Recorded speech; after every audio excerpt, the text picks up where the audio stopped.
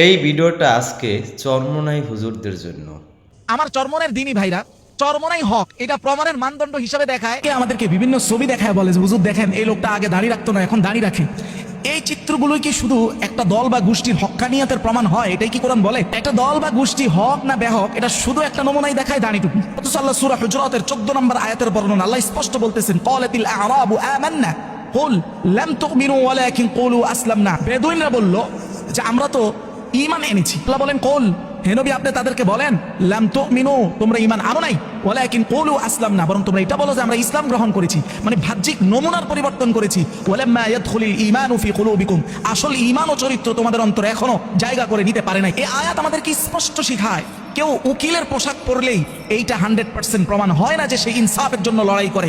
শুধু দাড়ি টুপি থাকলেই এইটা প্রমাণ হয় না যে সে শুধু ইসলামের জন্যই লড়াই করে। তাহলে কথা হলো যে তাহলে মানুষ পরিবর্তন হয়েছে, এটার একটা উত্তম নমুনা কি আছে ইসলামে? সূরা তিরমিজি 2004 নম্বর হাদিসের বর্ণনা রাসূলুল্লাহ স্পষ্ট বলেন, ইন্না মিন আহাব্বিকুম ইলাইয়া ওয়া আকরাবুকুম মিন্নি মাজলিসান ইয়াউমাল কিয়ামাতি আহাসিনুকুম খুলুকা। রাসূল বলেন একমাত্র যার চরিত্র, তার আচরণ সুন্দর, সেই একমাত্র কিয়ামতের ময়দানে আমার নিকটবর্তী হবে। আমাদের সুন্দর চরিত্রের নমুনা হচ্ছে পারে না সামান্য ইখতিলাফের কারণে তাকে অমুসলিম বলে দিতে। মানে আপনি যদি পুরোপুরি তার না হয়ে যান, সে আপনার সাথে উঠা বসা পর্যন্ত করতে কমফর্ট ফিল করে না। অথচ সূরাতুত তাহরীমের 8 নম্বর আয়াতে যেখানে আল্লাহ স্পষ্ট বলতেছেন, লা ইয়ানহাকুমুল্লাহু আনিল্লাযীনা লাম ইউকাতিলুকুম ফিদ-দীন ওয়া লাম ইখরিজুকুম মিন দিয়ারিকুম আন তাবাররুহুম, যেই কাফের তোমার সাথে যুদ্ধে লিপ্ত না, ওই কাফের হওয়া সত্ত্বেও তার সাথে সুন্দর আচরণ, সামাজিক উঠা বসা, সুন্দর আচরণ, সামাজিক কার্যবিধি এগুলো করতে আল্লাহ নিষেধ করেন নাই। এই স্থানে আমাদের সুন্দর চরিত্রের নমুনা হচ্ছে মমিন হয়ে আরেক মমিনের সাথে তার দলীয় কিছু দ্বন্দ্বের কারণে সে মোটে পারে না তাকে অমুসলিম কবে যেন ঘোষণা করে। তো 100টা দলিলের বিরুদ্ধে তাদের কথা একটাই, নাউজুবিল্লাহি মিন যালিক, মুখে লেগেই থাকে যার সন্তান। ধরেন গালিও কোন ধরনের গালি, মুখে লেগেই থাকে যার সন্তান। যেই দলের শীর্ষস্থানীয় লোক থেকে নিয়ে নিম্ন পর্যন্ত সবাই গালি দেয় এবং মুরিদরা সেই গালিকে সাপোর্ট করে।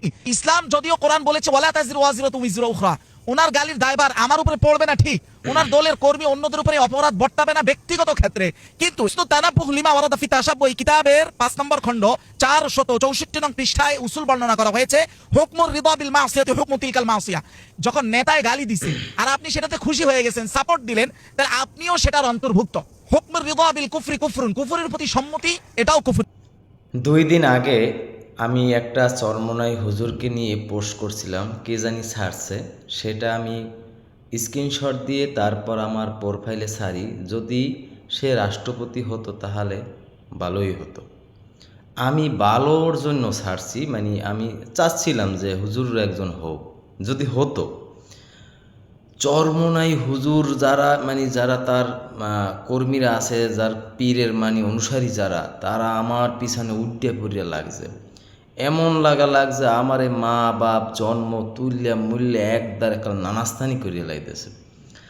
আমি উপরে কমেন্টে মানে ছবিটা ছাড়ার উপরে যে আমি কি লেখছি সেটা কেউ না দেখি তারপর জানা, হ্যাঁ, তারপরে কমেন্ট করছে। আমি যদি ভুলও করি আমাকে ওখানে অনেকেই বলবে যে ভাই এমনটা করা উচিত না, কিন্তু হুজুররা মানে মাওলানা তাদের ব্যবহারটা এত খারাপ। তারা চরমোনাই লেখাপড়া করে তার মানি তাদেরকে মানে তার পীরের অনুসারী হইতে হবে, এটা কোনো কথা? এই ধরনের মনস্তাপ যাদের আছে আমি তাদের কাছে বলতে চাই, ভাই আপনারা এখান থেকে বেরিয়ে আসুন, মানুষের সমালোচনা থেকে বেরিয়ে আসুন। হ্যাঁ, একটা মানুষ অপরাধ করছে তাকে অন্য কায়দায় বোঝান, কিন্তু গালাগালি করে কিভাবে আপনি একজন মাওলানা কারি, হ্যাঁ, একজন মাদ্রাসার ছাত্র হয়ে তারপরে এই সন্দেহ করেন? আল্লাহ তাআলা আপনাদেরকে সবাইকে হেদায়েত দান করুক, আমিন।